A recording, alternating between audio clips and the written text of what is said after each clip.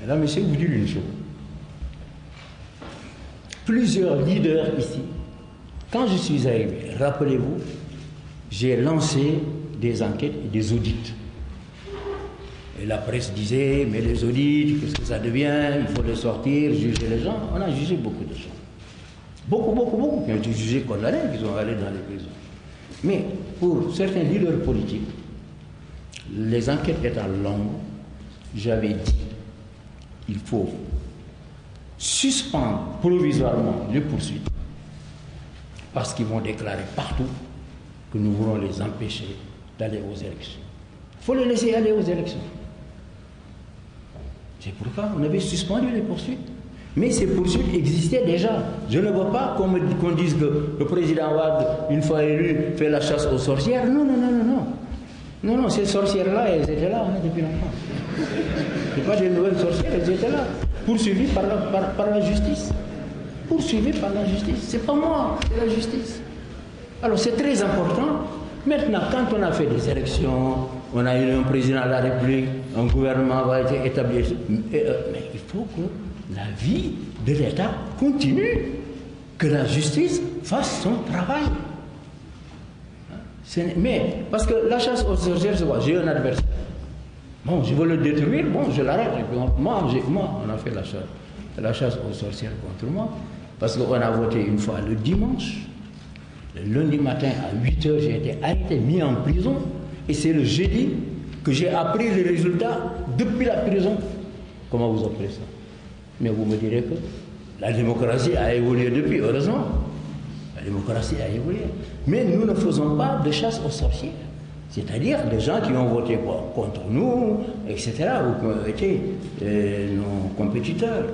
Il s'agit donc de dossiers qui existaient là depuis longtemps, qui étaient ouverts dans le cadre des audits que j'avais annoncés. Et c'est ici que je vous dirais que, pour que vous ne soyez pas surpris, que M.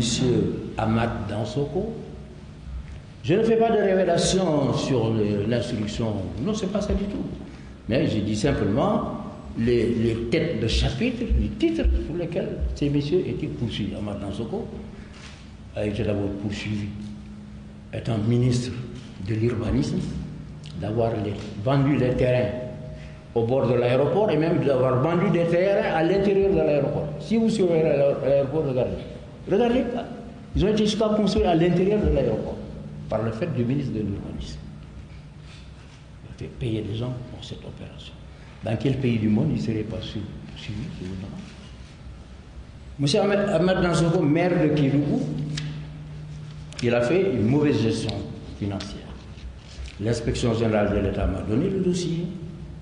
J'ai dit, transmettez à la Chambre de discipline financière. Et le dossier actuellement à la Chambre de discipline financière. C'est contradictoirement. Maintenant, la Chambre de discipline financière, si les délits sont établis, peut infliger des amendes et éventuellement peut demander au gouvernement de traduire l'individu en justice. Troisièmement, il a reçu la commune de Kédougou dans la coopération bilatérale, a reçu d'une petite commune française, dont je ne me souviens pas le nom, ça doit être la Buchière ou quelque chose comme ça, 17 millions de francs CFA qui m'ont été remis. Cet argent a disparu, d'après ce qu'on m'a dit. En tout cas, c'est ce qu'on dit à Kédougou, c'est quand je suis allé là-bas, les gens m'ont dit, mais dites dans ce compte de nous rendre les 17 millions qu'il a pris. On verra. Alors, donc, lui, c'est pour ça. Alors, Moustapha Niasse,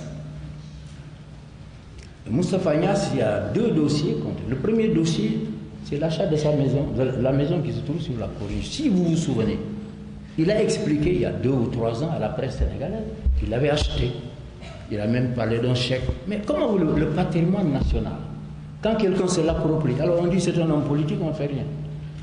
C'est Senghor qui, à un moment donné, avait décidé de vendre les biens, surtout ces maisons de femmes qui étaient occupées par les assistants techniques français.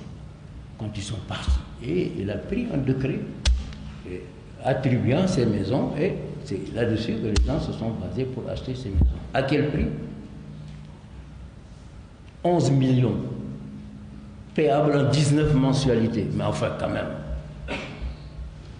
11 millions, payable en 19 mensualités. C'est un don. Et l'État doit être défendu. Ce n'est pas acceptable. Alors, mais aussi, en tant que ministre des Affaires étrangères, il avait ouvert un bureau consulaire à Hong Kong pour vendre des passeports aux Chinois. Un jour, les Français se sont réveillés, ils ont trouvé le cadavre d'une Chinoise dans la Marne, je crois. Non, c'est pas la Seine.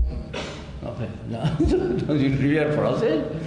Elle avait sur elle un passeport diplomatique sénégalais. La presse française en a parlé. Nous, on a fait une enquête ici. Monsieur Moustapha Niasse, en tant que ministre des Affaires étrangères, avait ouvert un bureau là-bas tout simplement. Parce que les Chinois, tous partis, ils voulaient leur faciliter l'accès aux États-Unis, l'accès à la France. Ils vendaient les passeports. Mais il a reconnu, madame, il a reconnu. Il a reconnu. Mais il a dit qu'il a versé l'argent au trésor. Alors, moi, je lui demande seulement de rapporter la preuve. Ce n'est pas le fait d'avoir vendu des passeports. Alors, il dit voilà, aux États-Unis, on vend les passeports, je ne sais pas combien, etc. Il dit tout ça. Un ministre des Affaires étrangères n'a pas le droit de vendre les passeports.